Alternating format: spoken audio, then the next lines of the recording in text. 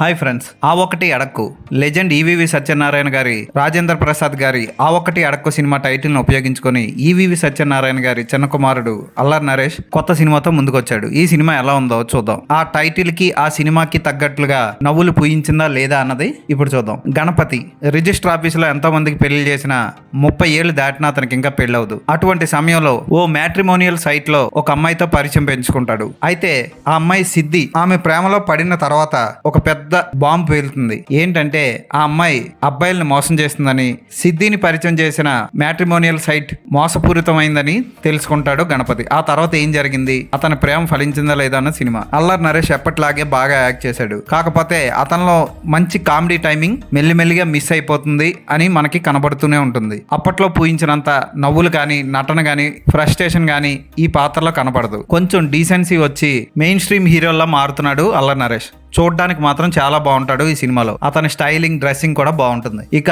అల్లరి నరేష్ తర్వాత సిద్ధి పాత్రలో హీరోయిన్ ఫరియా అబ్దుల్లా మంచి పాత్రే పోషించింది. ఆమె పాత్ర కథను మలుపు తిప్పుతుంది. కానీ ఆమె పెద్దగా నటించడానికి కానీ, కామెడీ చేయడానికి కానీ స్కోప్ లేదు. ప్రముఖ బాలీవుడ్ నటుడు, కమీడియన్ అయిన జానీ లీవర్ కూతురు మాత్రం చక్కగా కామెడీ టైమింగ్ తో అలరిస్తుంది. జెమీ లీవర్ తెలుగులో మంచి పాత్రలు వస్తే, శ్రీలక్ష్మి తర్వాత మంచి లేడీ కమీడియన్ గా ఆమె ఎదుగుతుందనడంలో సందేహం లేదు. ఇక గోపి సుందర్ పాటలు కానీ, బ్యాక్గ్రౌండ్ స్కోర్ కానీ యావరేజ్ గానే ఉన్నాయి కానీ గొప్పగా లేవు. ఫోటోగ్రఫీ బాగుంటుంది, కలర్ కరెక్షన్ బాగుంటుంది. ఈ సినిమాని కామెడీ సినిమాగా కాకుండా కొంచెం సీరియస్నెస్, కొంచెం సెంటిమెంట్, కొంచెం కామెడీ మిక్స్ చేసి దర్శకుడు జనాల మీదకి వదిలాడు. సో కామెడీని ఎక్స్పెక్ట్ చేసి మాత్రం వెళ్తే మాత్రం మీరు కొంచెం నిరాశకు గురవ్వాల్సిందే. అక్కడక్కడ కామెడీ ఉంటుంది. వైవా, హర్ష, వెన్నెల కిషోర్ బాగానే నవ్విస్తారు. కాకపోతే సినిమా ఫుల్ గా కామెడీ ఎంటర్టైనర్ మాత్రం కాదు.